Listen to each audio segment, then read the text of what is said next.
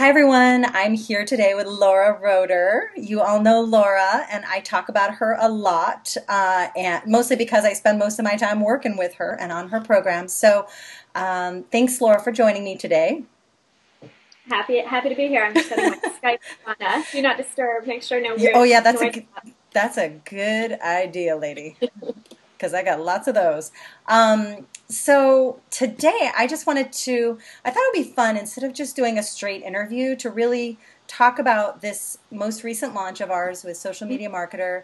And if you don't mind, dig a little bit into some of the personal reasons why this change came about. Because some people know, obviously you have a lot of friends in this whole internet marketing space doing online business stuff. So maybe some of them know, but I know there's a lot of people that are still wondering, like, what's with all these changes? So maybe just start by talking about some internal stuff that's changed about your business over the past year. I know it's a Yeah, lot. I mean, really the big theme of social media marketer was simplifying. So we've built the business having multiple information products, and we always sold them as one-off products. You know, you pay a one-time fee, you get zero to Facebook. You pay a one-time fee, you get backstage pass to Twitter. And we were sort of, over time building our library, and that was working really well. But the problem that we found, it's not really a problem, it's one way to build your business, but something that we saw was getting really complex is that if you're doing it right, every new program is not just the new program, but the new opt-in, the new marketing sequence, and we try to be really good. You know, we have these advanced marketing tools in Fusionsoft, and so we try to be really good about, okay, if you're getting 10 emails, about Twitter, we don't want to also be sending you 10 emails about Facebook on the same day. And so we try to manage that, but it just gets more and more complicated, and you have to build out more and more marketing and update it all. And you and I are always like thinking ahead and thinking how things will scale. And so we just thought, okay, if we have, 5 or 6 products and it's already feeling this complicated, how are we going to keep growing the business this way? How are we going to have 20 products and always have to be updating everything? Because with social media, we'll find like, oh, we had a marketing email with a Twitter tip and that tip doesn't apply anymore. Yeah. Plus, there's so much updating that goes into every single aspect of content that we're putting out there from the blog. I mean, we were updating, you have to update the actual opt-ins themselves, and like you said, the complexity was that, we'd have some people going through a sequence in Facebook that was very similar in kind of strategy, the reason why we did it, like the trial sequence. So we didn't want those same trial people to go through another trial that sounded kind of similar but was about Twitter, you know? Yeah, that's a good point. That's hard to see kind of when you're starting out because you tend to use the same, marketing language and marketing strategies for different products, but then people opt in for all of them, and people are like, "You just sent me this email, but it said Twitter instead of Facebook." It does seem a little disingenuous, right, when you're getting the same email about 2 different programs. Yeah, I mean, actually, I know that there are some people who still have those kinds of things in place. Like there's some people where if you're a coach, fill this out. If you're Yeah, this, do this. And you know what? If someone likes you, they're going to fill out everything. yeah. So you pretty much better have that in check. And I guess, some of those people definitely have said, none of all of these sequences are somewhat the same, but they're slightly skewed toward who you are. So anyway, so yeah, so I think that the simplifying thing was the big thing. And how did that fit with you and just changes you wanted to make in your own life? I mean, simplifying, obviously. Yeah, so I mean, this year is I always travel a lot, but this is the first year I've really done the like sell everything, don't live anywhere, move to a new country every few months. That's what I'm doing all year, and might be doing for a while. I don't know. I'll see what I like. So, I wanted to be able to take even more holiday time. For me, it's about not having to predict it. Honestly, it's like a big part of the freedom that I'm looking for. It's not even about like how many vacation days do I have, but to just be able to say, okay, next week I'm going to take off and Right. have that be okay. Like have that flexibility and have that freedom. And I think that's easier to do if you just have one offering. It kind of makes it easier. Okay, get all your work done this week and then take off next week because there's not always constantly new stuff cropping up. Exactly, exactly. And I think it also, with our team being so spread out like it is, it really sets us up to be able to improve one offering instead of like all these ones. Oh, we forgot about that one, we've got to update that. There's like technical issues too in just, oh, the systems that sell site, we forgot to update the membership plugin, Yeah. whatever, like, Yeah. or going in and dealing with all that kind of stuff too. So it actually simplifies the back end as well. Yeah, and I mean that's something it's still a process going on right now, but we're trying to simplify everything, and we build everything in WordPress sites, and so we were in this situation, and we would just do a new WordPress install because we're like we want to build a squeeze page, new theme, new WordPress install, and then we wanted to switch our hosting, and we're like we have 80 WordPress installs. It got really out of hand. So that was another area where we're like simplifying. We're using WordPress multi-site now, which we should have been doing Yeah. in the beginning. But I think that's a good lesson. Like you really have to check yourself along the way because it's no big deal when you have 10 WordPress installs, but then it's like we were saying before, you have to look ahead and say, is this pattern scalable? Right. Okay, it's fine when I have 10, but if I keep doing this over and over again, I'm going to look up one day and I'm going to have 50, and that's not going to work. Yeah, I mean, and it's hard to do that. It's hard to do that maybe from the very beginning. But I always like to think about it like they said in all the baby books when you're teaching your kid to sleep. They're like, start with the end in mind. So if you don't want to be rocking your child at age 7, don't start doing it. Like, of course, a little baby, you want to rock the baby a little bit, but start Yeah. thinking about, okay, my outcome is that I want this child to sleep on her own, Yeah. and the same thing, like if you know that you eventually want to build a library, you really do need to think about how that's going to look, and it can get really complex fast. Yeah, it can. So the question then is about this launch. Did Mhm. you, when you were thinking about this launch, and I mean, I feel like maybe I have the answer, but I'm going to ask you anyways because I want to hear Yeah. what you have to say. Um, like, were you looking at this just like any other bigger launch, or how were you looking at this? How were you looking at the launch in general when you just said, okay, how are we going to do this? So we really viewed this as a redirection of our whole business, and at the time we're recording this interview, like pieces are still sort of falling into place. Everything might be live by the time people watch it, but changing the look of our website, changing the look of our newsletter. It's not just the new program, but really everything in our business and the way we talk about our business. And something that was different about this launch that I didn't, maybe about like a month before the launch finished, I had a big moment of clarity, and I think it really helped things, which was, oh, we're selling to our internal list. Like Mm-hmm. our goal for this launch, that really, really helped me focus. On a lot of launches, you're trying to get a lot of new people in the door and you're trying to attract a lot of attention and get new leads and stuff. But I'm happy to say at this point, a few years in, we do have a big list. We have a big audience. We have a big community. We have enough to support our business just off the list we already have because they're not all customers, right? We need to work on making more of our audience customers. Mm-hmm. So that was a big difference too. It was a big launch, but a kind of private launch in the sense that we really didn't care about new people. We were trying to talk to people already in our community. And I think people got that, and I think people really liked that because they could tell that, like, it's like those cable companies that have those terrible deals where if you're a new customer, like Yeah. you get a great deal, and then if you're an old customer, they just keep hiking it up and like making you pay. Like, what? Don't even talk to me about my internet connection in my cable company right now because I'm like seriously insane about that. But yes, I know exactly what you mean. Yeah, and so I think people appreciate it when you're like, "Hey, I care. Like, you guys have stuck with me. You're the people on my Facebook page, on my list, and we're talking to you. Like, we want you to come to the party." Yeah. Yeah, no, I love that. And I think that getting that clarity for you, I mean, obviously you had the overall outcome, but like once you're like, wait a second, this is for our peeps. This is for Yeah, our peeps.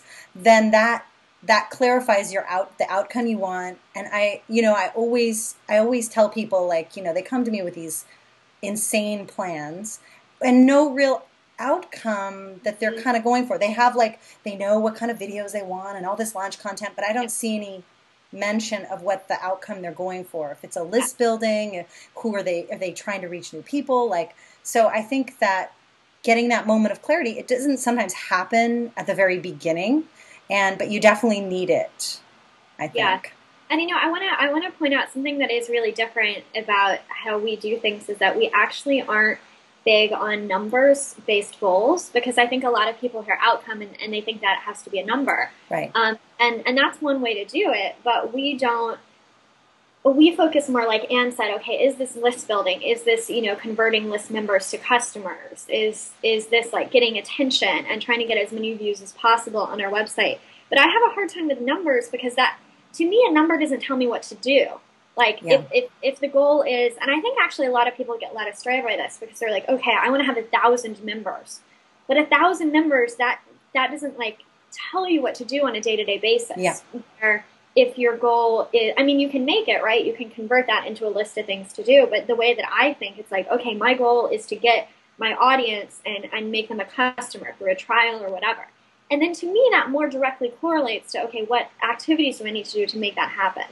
Yeah, and it's a more specific outcome. It tells you what you want to happen and like I have a similar kind of feeling about people making these like specific number goals.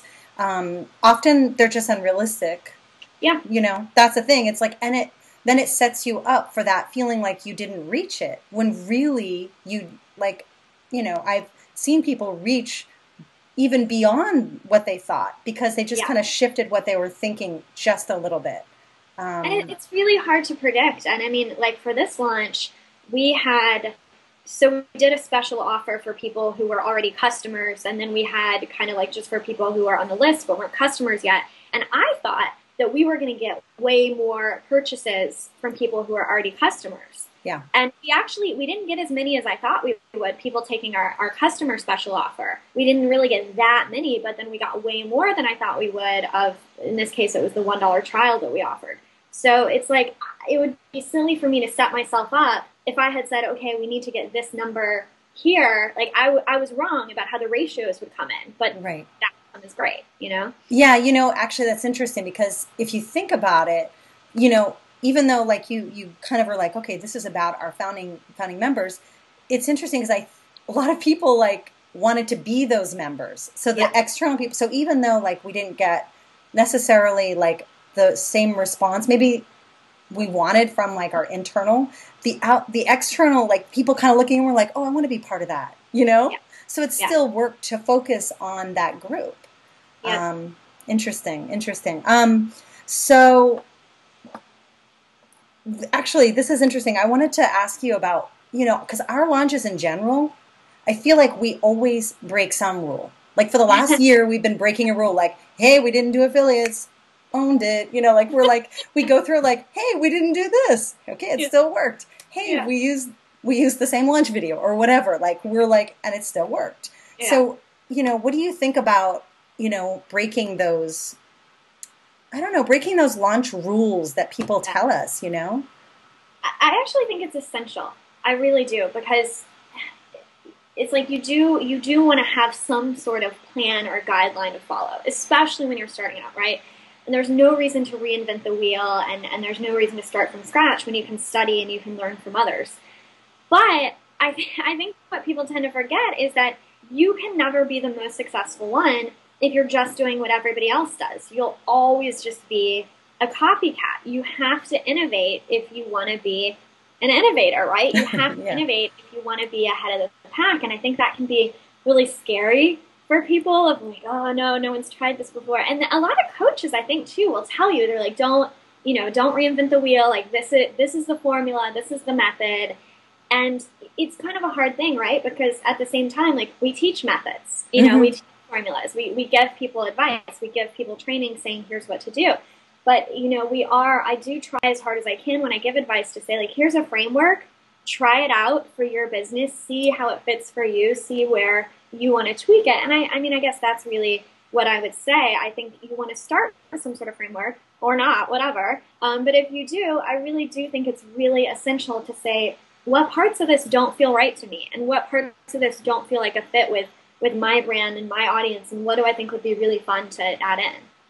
Yeah, definitely. I mean, it just kind of made me think too of how, some people go to the extreme of following like someone else's structure, using Mhm. swipe files, all of that. And across the board, my feeling is like, look at the launch, look at the intent of what people are doing, and see how it translated to you, even if that wasn't their intent. Like, Right. however it translated to you, that's what you can go off of, and just say, how can I bring that same thing to the people that I'm, trying to teach? How can I bring that same intention to those Yeah. people? Like, why did Marie do this video series or whatever? Instead of like trying to do a series exactly like hers, or copy her email structure or whatever. So definitely, I'm big on breaking rules, but also, I think that people should watch others who are breaking rules, because it'll give you that little bit of inspiration. Like, I think of people like Chris Gilbo, Danielle Laporte. Obviously, I want people to watch us. So but there are people who have that. Jonathan Fields have that little extra something that they're doing that other people aren't doing. Yeah. So yeah, so I definitely think that is huge. So, okay, so I get this question a lot, and I know people will definitely want to know this from you. We have a big list. I'm going to say Mhm. we have a big list now, and it's great because we're easily able to segment, Yeah. test, different things to different groups of people. But what do you say to someone who doesn't have a list and Mhm. wants to launch something, small, large, whatever? What do you say to them? So it's true that you don't need a big list to launch. And I I know that a lot of it's funny. It's like that's not what people want to I hear. I don't know. know why, because you should be happy to hear it because you're like, sweet, I don't have a big list. Um, but I actually think that it's a big mistake that a lot of people make waiting too long to sell. And Yeah. there's this message that gets out there sometimes of like you have to create a community, and then once you have your community, once you have your 1,000 fans, then you insert your business. But I think that's really flawed in two ways. One way is that it's going to be hard. The only way you can learn about having a business is to have a business. Yeah. That's just it. You don't know how to do marketing until you do. You don't know how to do copywriting until you do, and launch that strategy and sales strategy. You just get better, just like everything in the world, you get better with practice, right? Yeah. So the sooner you can start practicing, the sooner you improve. And I don't know if people think of you as a business when you just have a free blog, right? Yeah. And that's definitely a transition that you can make. Lots of people have made it successfully, but why not show people that you're a business right from day one? And if you've sold something that's better than nothing, we were chatting about this at the UK meetup I had recently, and a woman was saying, like, I didn't, I knew I wanted to write an ebook, but I didn't write it because I hardly have anyone on my list, and I thought, it wouldn't sell any. And then finally, I'm just like, you know what? Just write it and put it out there. And people bought it. And even if you're selling something for $10, if 5 people buy it, well, that's $50 you didn't have before. Exactly. And I'm happy to have an extra $50 anytime. I know. I love that. And the thing about like whenever I use the word launch a lot, but I actually don't, like, I always kind of, when I say launch, I mean anything you're putting out. Yeah. Because I think you just decide what type of launch you're doing. I know some people use launch versus promotion, but I look at a launch as you pushing whatever you're doing out to the world.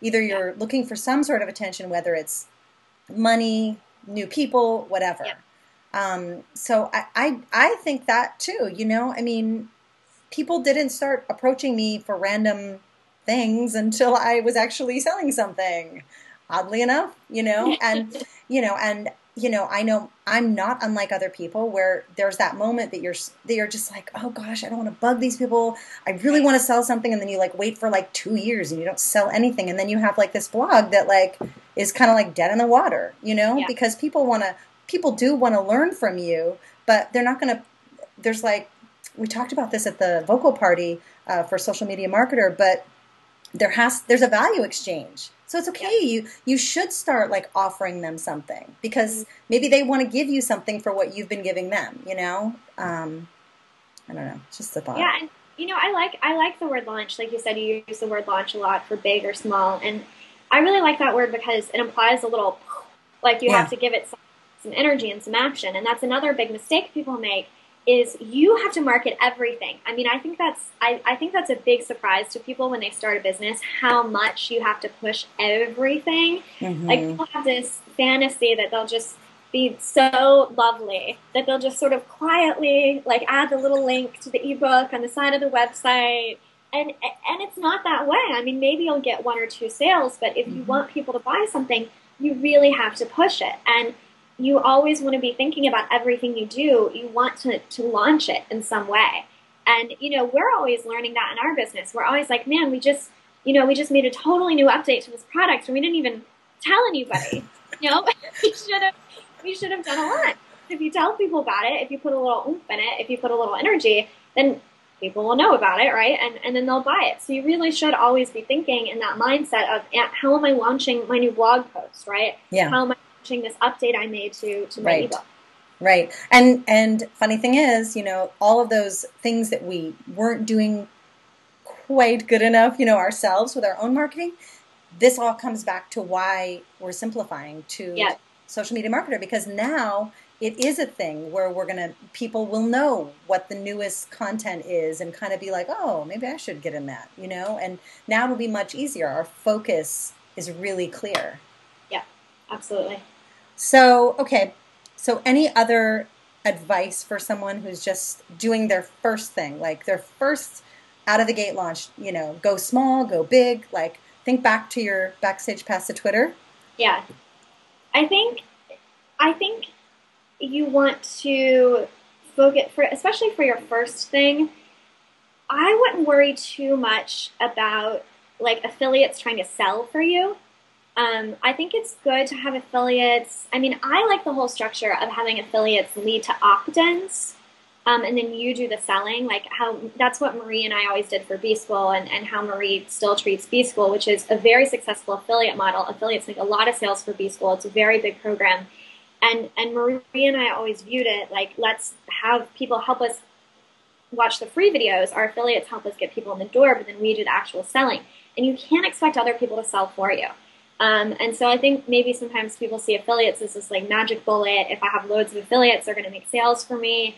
And I think a lot of people see that that's not true.